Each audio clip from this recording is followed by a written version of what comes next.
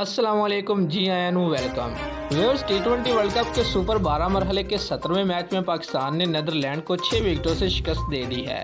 प्रीत cricket ground में खेले जा रहे मैच में नीदरलैंड के कप्तान ने टॉस जीतकर पहले बैटिंग करने का फैसला किया।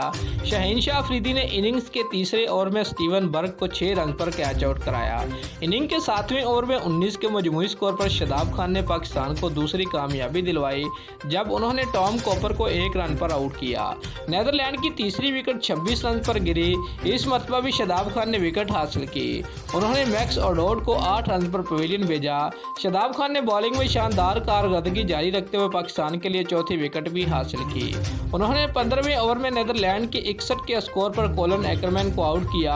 अगले ओवर में नसीम शाह ने नीदरलैंड के कप्तान को 15 रन पर आउट किया, जबकि 17वें ओवर में हारिस रऊफ ने अगले बैटर को बोल्ड किया। मोहम्मद वसीम ने इनिंग्स के 19वें ओवर में नीदरलैंड के लगातार 2 बैटर्स को बोल्ड किया।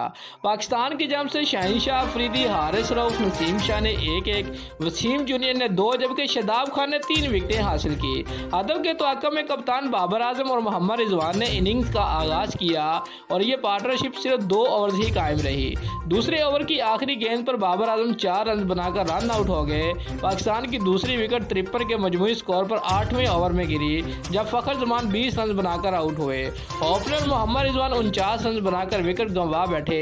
मैच के इख्तितामी लम्हात में कौमी क्रिकेटर्स ने रन रेट बेहतर करने की बजाय सिंगल डबल पर फोकस किया।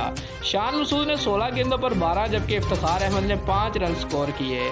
नीदरलैंड की जानब से ब्रेंडन ग्लोवर ने 2 जबकि पॉल वैन मैकरमैन ने 1 विकेट हासिल की। इससे कबल नीदरलैंड के कप्तान ने कहा कि कोशिश होगी कि बड़ा टारगेट सेट करके पाकिस्तान को अंडर प्रेशर रखे। दोस्तों, अगर आपको हमारी ये वीडियो अच्छी लगी है तो लाइक और कमेंट जरूर करें और हमारे चैनल को सब्सक्राइब करना मत भूलिए। शुक्रिया।